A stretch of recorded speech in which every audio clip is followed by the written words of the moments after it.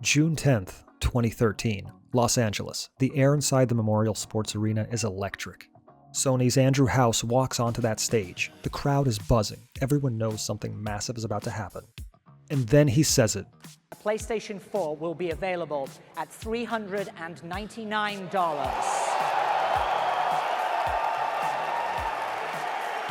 But Sony wasn't done, not even close. Two guys, one game disc. One of them hands it to the other. That's it. That's the whole video.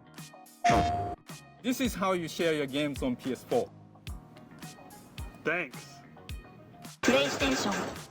That single line, that one moment, it wasn't a mic drop. It was a knockout punch heard around the entire gaming world.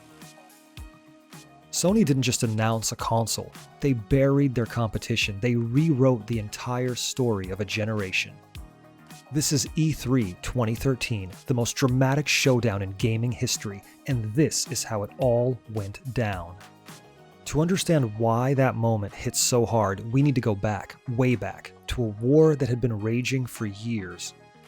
The 7th generation was brutal, Xbox 360 versus PS3, and for most of that fight, Microsoft was winning.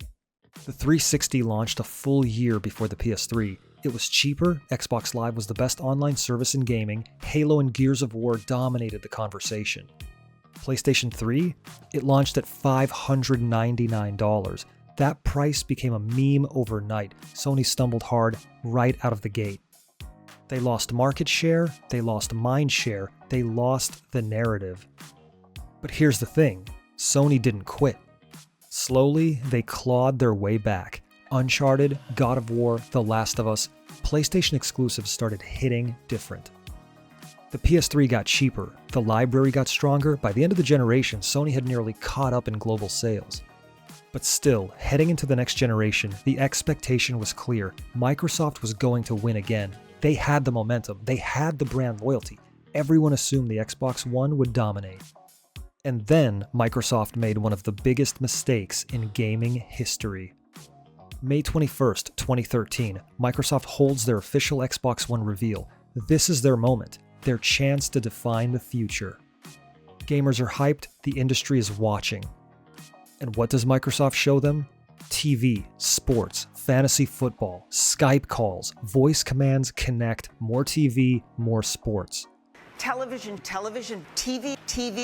Xbox is about to become the next water cooler. Games? Barely mentioned. The focus was on entertainment, on turning your Xbox into a cable box, on making Kinect the center of your living room. Gamers watched in disbelief. This wasn't a console reveal. This was a tech demo for people who don't play video games. The internet reacted exactly how you'd expect. The memes came fast, the criticism came faster, people were confused, people were frustrated, everyone was asking one simple question. Who is this console even for? But it got worse, way worse. Rumors started swirling. Always online requirements, mandatory check-ins every 24 hours, restrictions on used games, DRM policies that would change ownership forever. And Microsoft's response? Confusing, contradictory, nobody could get a straight answer. Then came the interview that broke the internet. Don Matrick, head of Xbox, was asked about the always online requirement. What about people without reliable internet? What about military overseas? What about rural gamers? His response? And fortunately, we have a product for people who aren't able to get some form of connectivity. It's called Xbox 360. Right. So stick with 360. That's your message if you don't, Well, if you don't like it? if you... Yeah, he really said that. The backlash was immediate. Microsoft had just told a massive chunk of their fan base that they didn't matter, that the future wasn't for them. Heading into E3, the tension was unreal. Microsoft was bleeding momentum, Sony smelled blood in the water. The stage was set for the biggest showdown gaming had ever seen. June 10th, 2013, E3 begins. Microsoft goes first. They walk onto the stage with something to prove. They know the reveal was a disaster. They know they need to show games.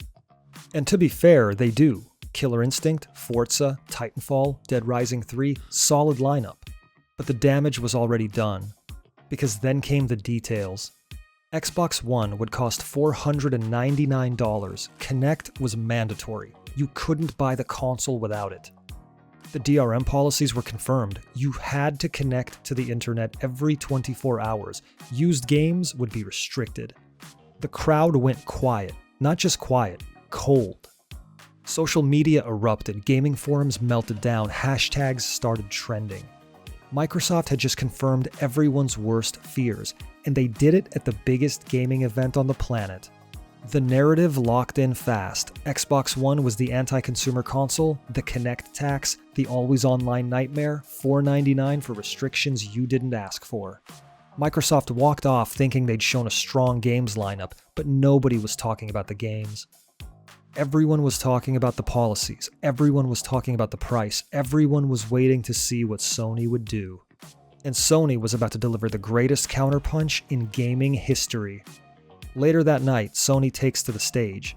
Jack Tretton walks out, calm, confident. He knows exactly what's about to happen.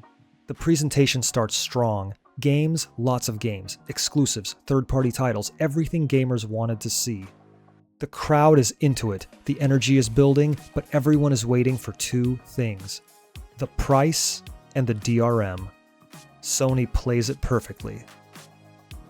For instance, PlayStation 4 won't impose any new restrictions on the use of PS4 gamers.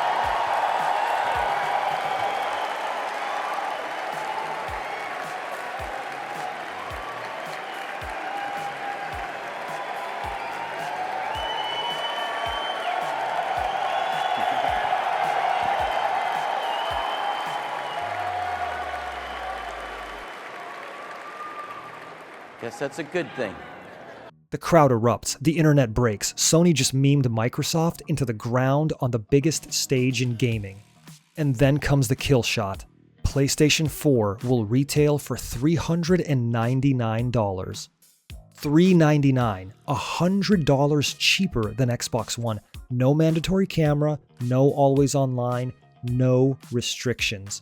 The arena explodes. This isn't a press conference anymore. This is a victory lap. Sony is dunking on Microsoft in real time. And everyone knows it. Within minutes, comparisons flood social media. Xbox One, $499 with Kinect and DRM. PlayStation 4, $399 with freedom. The choice is obvious.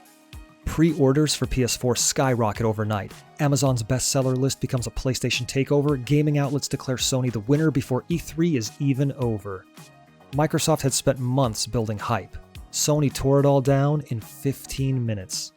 The fallout was swift and brutal. Less than 2 weeks after E3, Microsoft announces they're reversing their DRM policies. Microsoft has announced a complete reversal of its restrictive Xbox One DRM policies. This means there is no more always online requirement, and you won't have to check in with Microsoft servers every 24 hours. Instead, internet will only be required when initially setting up the console. The system is also said to no longer be region locked, and all downloaded games will function the same way whether your console is connected or not. Microsoft's decision follows mass confusion following the announcement of the Xbox One in May. It was the right call, but it was too late. The damage was done. The narrative was set. Xbox One was the console that tried to take your rights away. PlayStation 4 was the console for gamers.